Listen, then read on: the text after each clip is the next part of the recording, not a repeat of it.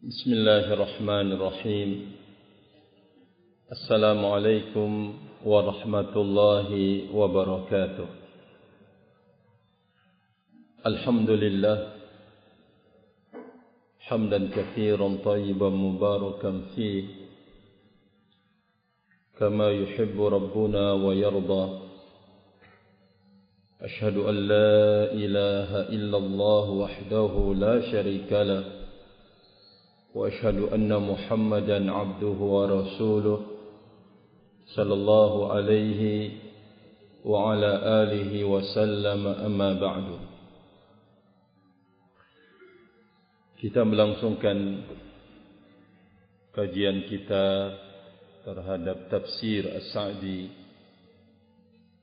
dan kita masih di dalam surat Az-Zukhruf ayat 43 dan seterusnya. Qala Allah tabaraka wa ta'ala fastamsik billadhi uhiya ilayka innaka ala siratin mustaqim wa innahu ladhikrun laka wa liqaumika وَسَوْفَ تُسْأَلُونَ وَاسْأَلْ مَنْ أَرْسَلْنَا مِنْ قَبْلِكَ مِنْ رُسُلِنَا أَجَعَلْنَا مِنْ دُونِ الرَّحْمَنِ آلِهَةً يُعْبَدُونَ وَلَقَدْ أَرْسَلْنَا مُوسَى بِآيَاتِنَا إِلَى فِرْعَوْنَ وَمَلَئِهِ فقال إني رسول رب العالمين فلما جاءهم بآياتنا إذا هم منها يضحكون. Kata Allah subhanahu wa ta'ala, fastamsik billadhi uhiya ilaika. Oleh karena itu berpegang teguhlah engkau dengan apa yang telah diwahyukan kepadamu. Innaka ala siratim mustaqim. Sesungguhnya engkau berada di atas jalan yang lurus.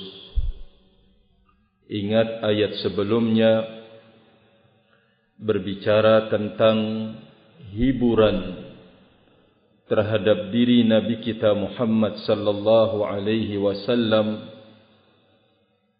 akan adanya perbedaan bahwa anda wahai Rasul Allah tidak sama dengan orang-orang yang mendustakan ayat-ayat Allah subhanahu wa ta'ala.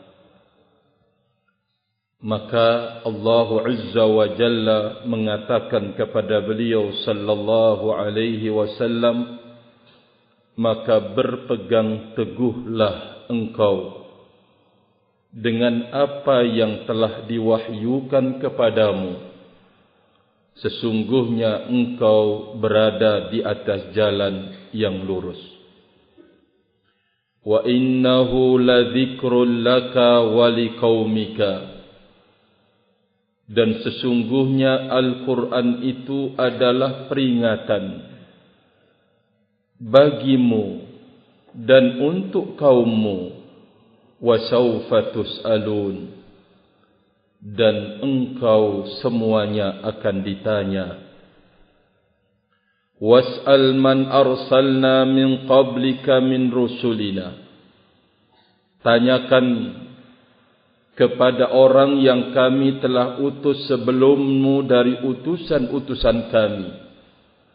Aja'alna min dunir rahmani alihatan yu'badun.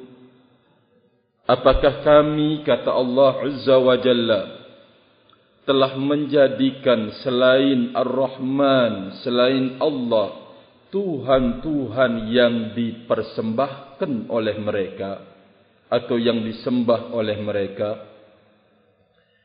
Walaqad arsalna Musa biayatina ila fir'auna wa mala'ihi. Dan sungguh kami telah mengutus Nabiullah Musa. Dan sungguh kami telah mengutus Musa dengan tanda-tanda kebesaran kami kepada Fir'aun dan kepada rakyatnya Fir'aun. Faqala, kemudian Musa alaihi salatu wassalam mengatakan, inni rasulu rabbil alamin. Sesungguhnya aku adalah utusan Rabbnya alam ini. Falamma ja'ahum biayatina idahum minha yadhakun. Maka di saat dia Nabi Musa datang membawa tanda-tanda kebesaran kami, ternyata mereka dengan ayat-ayat tanda-tanda kebesaran itu yadhakun, mereka menertawakan. Kita lihat barakallahu fikum tafsirnya. Kata Imam As-Sa'di rahimahullahu ta'ala, wa amma anta fastamsik billadhi uhiya ilayka fi'lan wattisafan bima ya'muru bittisafi bihi wa da'watin ilayhi wa hirsan ala tanfidhihi binafsika wa fi ghayrika innaka ala siratim mustaqim. Adapun engkau wahai Rasul Allah, berpeganglah dengan apa yang telah diwahyukan kepadamu. Fi'lan, berpegang dengan perbuatan. Jangan perbuatan menyelisihi apa yang telah diwahyukan kepada engkau. Berpegang teguhlah dengannya, satu dengan perbuatan bukti nyata bahwa engkau orang yang benar-benar berpegang dengan apa yang telah diwahyukan kepadamu.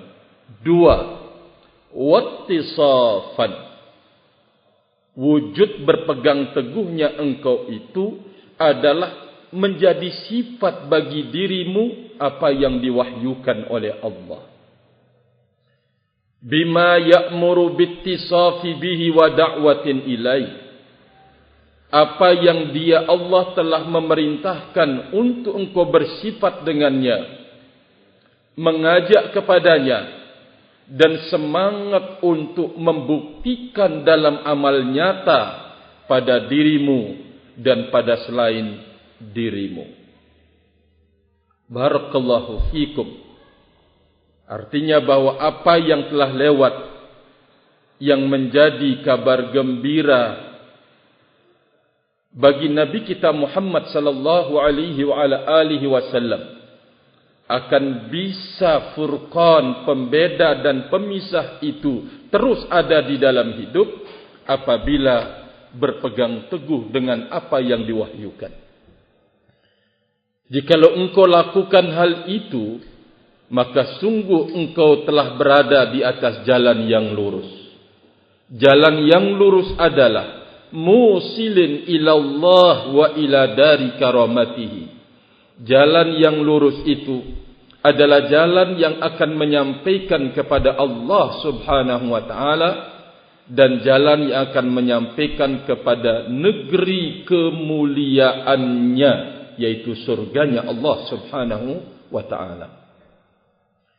Kalau jalan ini menyampaikan kepada Allah dan menyampaikan kepada surganya, berarti wa hadza mimma yujibu alaika ziyadat tamassuki bihi wal ihtida.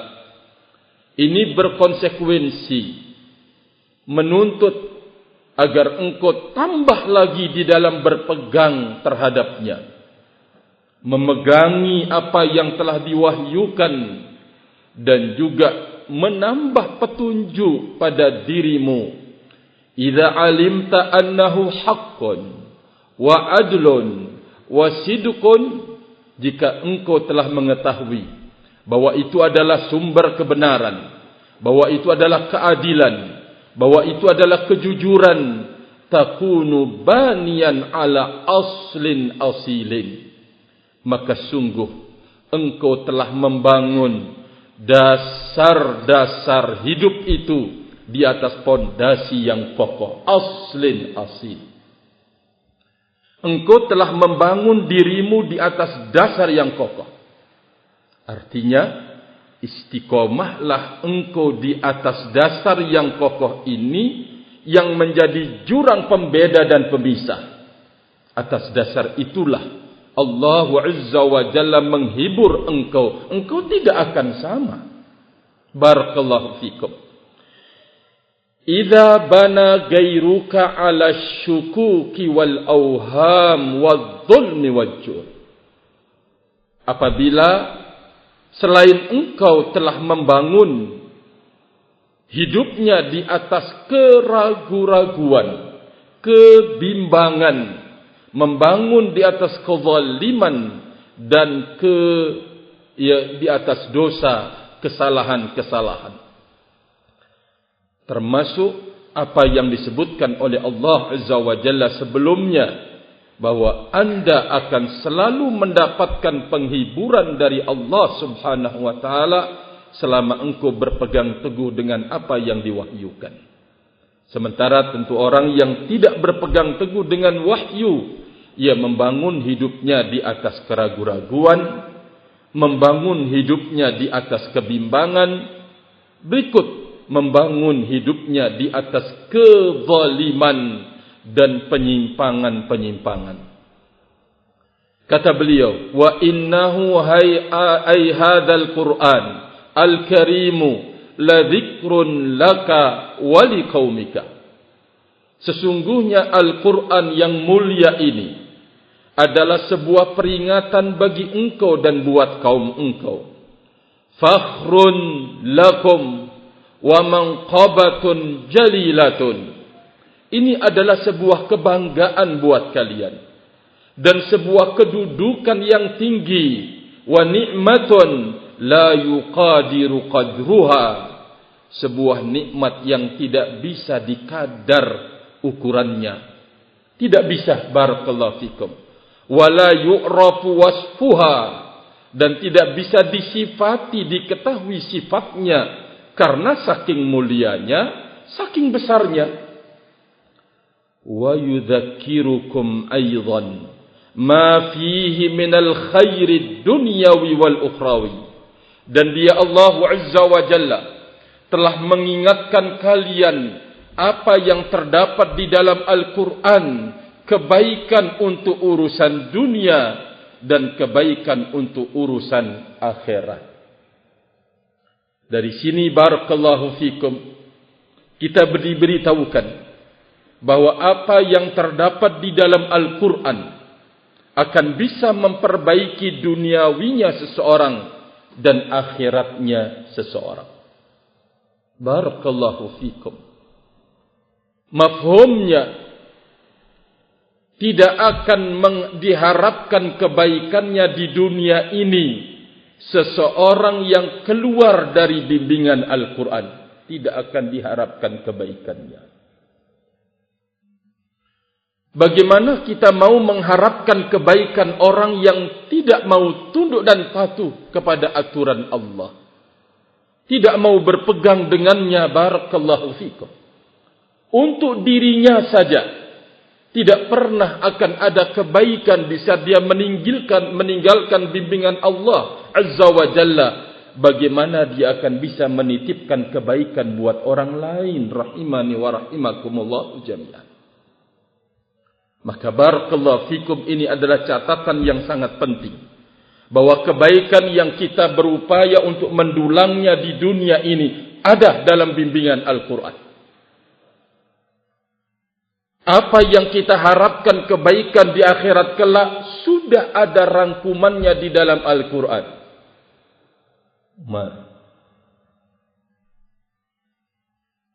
Ada barakallahu fikum rangkumannya di dalam Al-Quran.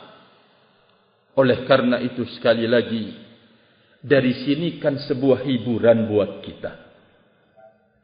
Di saat kita ditunjukkan oleh Allah Azza wa Jalla jalan kebaikan hidup, ternyata melalui ilmu agama, berilmu tentang Al-Quran, berilmu tentang sunnah Nabi alaihi salatu wassalam. Kalau kita mau jujur di dalam hidup ini, kita sudah sesungguhnya mendapatkan kebaikan di dunia dan di akhirat. Mungkin kemarin kita bisa menggenggam dunia sebulan sekian juta hitungannya, tetapi tidak ada kebaikan yang kita dapatkan di belakang ini. Kenapa? Karena kita pakai dan pergunakan pada jalan yang bermaksiat kepada Allah. Apa yang kita bisa peroleh dari kebaikan? Tidak ada sama sekali. Begitu terus bergulir dalam hidup, dapat habis, tidak ada bekasnya. Kalau sekarang dapat menggenggam sedikit, terus terjaga hubungan kita dengan Allah Azza wa Jalla, terpelihara barakallahu fikum dengan zat yang menitipkan nikmat ini di dalam hidup, terjaga dan terpelihara. Tidak ada kita bisa menjaga hubungan baik kita dengan Allah Azza wa Jalla, dicabut, kita masih bisa berhusnudzan di dalam hidup. Nikmat dicabut oleh Allah Azza wa Jalla, kita masih berbaik sangka kepada Allah bahwa di belakang ini semua ada hikmah yang dititipkan oleh Allah buat saya. Kita bisa berhusnudzan barakallahu fikum. Jadi rahimani wa rahimakumullahu jami'an. Maka disinilah letaknya nikmat yang harus kita jaga. Kita berada di majlis ilmu, selalu barakallahu fikum mengamalkan apa yang kita ketahui dalam hidup. Itu kita sudah mengukir kebaikan yang besar di kehidupan kita ini. Kita jadikan sebagai modal. Belum tentu ujian yang akan datang menghadapi kita atau datang ke kita, kita akan bisa menghadapinya dengan tanpa ada modal ini. Karena sangat berbahaya barakallahu fikum. Sekarang antum semuanya, kita berada di lingkungan ilmu. Begitu setiap hari, setiap saat, kan sering oleng. Dengan kemajuan media sosial barakallahu fikum, sering oleng hidup kita. Yang dulu seorang selalu menjaga barakallahu fikum, ya anaknya ini itu. Sekarang dengan kemajuan media sosial lain, sebentar duduk bersama media sosial, sebentar duduk bersama media sosial. Banyak terlalaikan barakallahu fikum. Jadi olang kita rahimani wa rahimakumullah, oling kita tergoyangkan. Semuanya ini barakallahu fikum membutuhkan kesabaran yang sangat dalam. Rahimani wa rahimakumullahu jami'an. Terkadang maaf-maaf saja, seseorang beralasan lewat media sosial ingin mendalami ilmu, mempelajari ilmu. Mungkin anaknya datang salam, tidak dipedulikan. Anaknya begini, sudah dicuekin. Bentar lagi, Umi sedang ini, Umi. Terjadi barakallahu fikum. Rahimani wa rahimakumullahu jami'an. Maka oleh karena itu, kondisi kebaikan yang Allah telah berikan untuk kita semangat menimba ilmu agama barakallahu fikum, kita harus jaga. Disinilah kebaikan hidup kita yang sudah kita memetiknya mulai dari awal kita mengenal hidayah ini. Berapa banyak kemaksiatan yang kita sanggup untuk meninggalkannya. Kalau tergolong itu berat-berat maksiat itu barakallahu fikum, tapi kita mampu meninggalkannya karena Allah Azza wa Jalla. Bukankah itu adalah kebaikan di dalam hidup yang kita dapatkan setelah hidayah ini rahimani wa rahimakumullah? Oleh karena itu kita harus jaga, terus menjaga. Walaupun mungkin oleng kapal kita, coba kita terus pertahankan barakallahu fikum. Karena memang begitulah ujian hidup. Kita mau nafikan, tidak mungkin. Tidak mungkin. Akan terus bergulir demikian. Barakallahu fikum. Ya. Betapa sering kejadian maaf-maaf saja. Bukan cuma di pondok kita. Di pondok Ahlus Sunnati wal Jamaah. Dengan penjagaan ketat. Barakallahu fikum. Bocor juga. Karena kemajuan media sosial. Rahimani wa rahimakumullah. Maka oleh karena itu, barakallahu fikum, mari kita bersama-sama menjaga kondisi yang kita terus belajar, jatuh kita bangkit, jatuh kita bangun, terus barakallahu fikum. Bangkitnya kita, bangunnya kita, sadarnya kita, ini adalah kondisi kebaikan di dalam hidup yang harus kita jaga ma'asyiral ikhwah. Tentu kita terus membantu dengan doa kepada Allah Azza wa Jal. Rabbana la tuzigh qulubana ba'da idh hadaitana.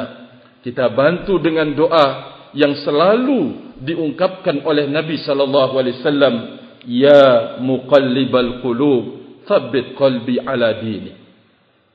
Kata beliau di dalam Al-Qur'an, wa yahutsukum alaihi, dan Allah mendorong kalian di atasnya, wa yudzakirukumus syarra, dan Al-Quran, Allah Azza wa Jalla melalui Al-Quran telah memperingatkan kepada kalian kejelekan, wa yurahibukum anhu, dan menanamkan rasa takut kepada kalian, anhu anisyarr, dari kejelekan tersebut. Wa sawfa tus'alun anhu, dan kalian akan ditanya tentangnya. Hal kumtum bihi fartafa'tum wantafa'tum am lam taqumu bihi. Apakah dengan peringatan Allah di dalam Al-Quran itu kalian tampil, bangkit, berdiri, bangun, sehingga kalian fartafa'tum, kalian menjadi orang yang terangkat posisinya, dan kalian menjadi orang yang bisa mengambil manfaat, atau kalian tidak mau bangun dengan Al-Quran tersebut. Fayakunu hujjatan alaikum wa kufram minkum bihadhihi ni'mah. Kalau kalian tidak mau bangun, tidak mau bangkit dengan peringatan Allah, maka akan menjadi hujjah, penggugat kalian, dan sebagai kufran, bentuk kekufuran dari kalian terhadap nikmat Allah Azza wa Jalla. Sekali lagi alhamdulillah, kita diberikan kelapangan dada oleh Allah Azza wa Jalla untuk menerima peringatan-peringatannya yang terdapat di dalam Al-Quran. Disinilah kebaikan hidup. Disinilah barakallahu fikum kemuliaan hidup. Jangan menganggap bahwa orang yang bisa meraup dunia sebanyak-banyaknya kemudian menjadi orang yang berbahagia. Jawabannya tidak. Jangan menyangka orang yang mampu mendatangkan di pondok pesantrennya, ya, orang-orang kaya, berduit, berjabatan, ya, punya jabatan, punya posisi di dunia sebagai bentuk kebahagiaan engkau. Tidak. Tidak, barakallahu fikum. Kita sudah mendengar apa yang disebutkan oleh a'immatus sunnah, bahwa kebahagiaan itu idza u'tiya syakara, apabila diberi dia selalu bersyukur. Wa idza betulia sabara, dan apabila dia diuji dia selalu bersabar.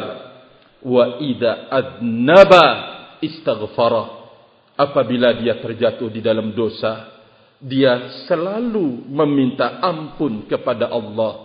3 hal ini menjadi tanda kebahagiaan pada diri seseorang. Rahimani wa rahimakumullahu jami'an. Kemudian barakallahu fikum, beliau menyebutkan, was'al man arsalna min qablika min rusulina aj'alna min dunir rahman alihatan yu'badun. Allah Azza wa Jalla tambah lagi terhadap mereka yang kufur dan musyrik kepada Allah. Tanya kata Allah Azza wa Jalla kepada Rasulnya Muhammad sallallahu alaihi wasallam. Tanyakan, siapa yang telah kami utus sebelum engkau dari rasul-rasul kami? Tanyakan. Apakah kami telah menjadikan selain Ar-Rahman sebagai Tuhan-Tuhan yang disembah oleh mereka? Sehingga ada pegangan bagi kaum musyrikin. Loh, kami mengikuti ajarannya Rasul sebelum anda. Apa begitu? Hatta yakuna lil musyrikin naw'u hujjatin. Sehingga ada hujah bagi kaum musyrik. Coba tanya. Mungkin ada Rasul yang diutus kemudian disuruh menjadikan selain Allah sebagai Tuhan. Sebagai hujahnya orang musyrik. Yattabi'una fiha ahadan minar rusul. Yang mereka mengikuti pada ibadah kepada selain Allah itu seorang pun dari para utusan. Coba tanya. Fa innaka law sa'altahum wastakhbarta an ahwalihim lam tajid ahadan minhum yad'u ila ittikhadhi ilahin akhar ma'allah. Jika anda bertanya kepada mereka dan engkau mencari informasi tentang kondisi-kondisi mereka, keadaan mereka, maka engkau wahai Rasul Allah tidak menjumpai seorang pun dari utusan-utusan itu mengajak untuk menjadikan Tuhan selain Allah, Tuhan yang lain bersama Allah Azza wa Jalla. Wa anna kullar rusuli min awwalihim ila akhirihim yad'uuhum ila ibadatillah wahdahu la syarika lahu. Bahkan setiap Rasul dari awal sampai terakhir mereka semuanya mengajak untuk beribadah kepada Allah semata dan tidak ada sekutu baginya. Qala ta'ala, Allah Azza wa Jalla berfirman, "Walaqad ba'athna fi kulli ummatin rasula an i'budullah wajtanibut taghut." Sungguh kami telah mengutus pada setiap umat seorang Rasul agar mereka beribadah kepada Allah dan menjauhi taghut-taghut. Wa kullu rasulin ba'athahu Allah yaqulu liqaumihi u'budullah ma lakum min ilahin ghairi. Fadalla hadha anna al-musyrikin laysa lahum mustanadun fi syirkihim la min aqlin sahih wala naqlin 'anir rusuli. Kata beliau, setiap Rasul yang diutus oleh Allah berucap kepada kaumnya, U'budullah, sembahlah oleh kalian Allah. Kalian tidak memiliki sesembahan selain Allah subhanahu wa ta'ala. Ini intisari dakwahnya para nabi dan rasul. Ini langkah dan jalan untuk melakukan perbaikan dari segala bentuk kerusakan hidup di dunia ini. Ini adalah jalan untuk mendongkrak kemuliaan hamba-hamba Allah Azza wa Jalla. Dakwah ini merupakan bendera kemerdekaan bagi siapapun yang hidup di muka bumi ini. Karena perbudakan itu ada pada bentuk penghambaan hamba kepada hamba. Barakallahu fikum. Maka dakwahnya para nabi dan rasul adalah memerdekakan penghambaan hamba kepada hamba menuju penghambaan kepada Allah subhanahu wa ta'ala semata. Maka intisari kebaikan inilah yang harus menjadi tujuan kita pertama di dalam hidup. Sehingga para ulama menyebutkan kita memulai hidup ini dengan inti dakwahnya para nabi dan rasul. Kedua, menjalankan roda hidup ini di atas inti bimbingan para nabi dan rasul, yaitu tauhidullah. Dan yang ketiga, berupaya untuk menutup hidup ini di atas inti sari dakwah para nabi dan rasul, tauhidullah. Semuanya ini butuh perjuangan yang besar, sebagaimana perjuangan para nabi dan rasul, artinya butuh pengorbanan yang besar. Barakallahu fikum. Ini semua, kata beliau, menunjukkan bahwa kaum musyrikin itu tidak memiliki landasan, tidak memiliki dasar, tidak memiliki sandaran dalam kesyirikan mereka. Tidak ada akal yang sehat sebagai landasan, apalagi penukilan dari para rasul. Secara akal saja bertentangan 100% dengan kesyirikan. Barakallahu fikum. Masuk akal dia sendiri yang memahat batunya, ya, sudah lelah berhari-hari bahkan berbulan-bulan, dia yang memahatnya, tiba-tiba menjadi sesembahan selain Allah. Secara akal manusia ini tidak bisa diterima. Semestinya mereka itu, kalau boleh mereka itu harus tunduk kepada manusia. Karena manusia ini adalah makhluk yang termulia diciptakan oleh Allah di muka bumi ini. Kok sebaliknya? Bebatuan, pohon, maaf. Iya, para dukun dan paranormal. Aneh sekali. Orang yang taat beribadah di masjid harus mengundi nasibnya datang ke dukun, terkadang yang tidak pernah disentuh oleh air wudu untuk sholat. Aneh bin ajaib. Akal siapa? Barakallahu fikum.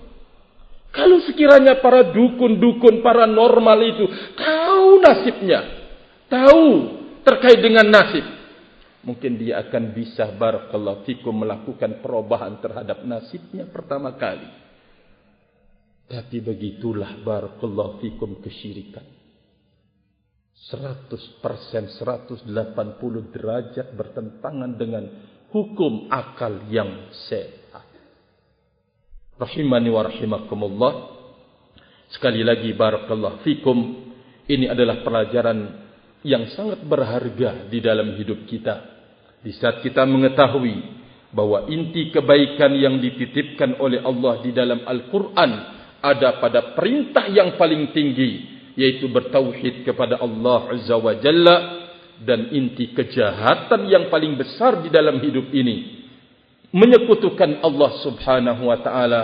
Alhamdulillah, ilmunya ada dalam genggaman kita dan kita sedang mempraktekkannya, yaitu menjadikan diri bertauhid, mengajak saudara-saudari kita bertauhid, dan juga membentengi diri dan saudara-saudari kita dari beragam kesyirikan, kebid'ahan, dan dosa-dosa maksiat lainnya.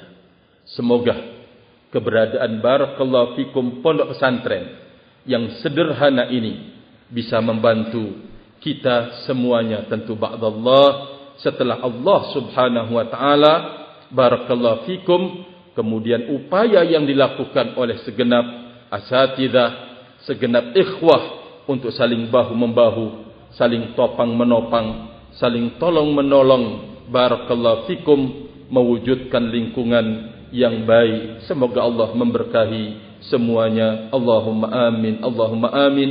Wa akhiru da'wana alhamdulillah. Subhanaka Allahumma wa bihamdika asyhadu an la ilaha illa anta astaghfiruka wa atubu ilaik. Wassalamu alaikum warahmatullahi wabarakatuh.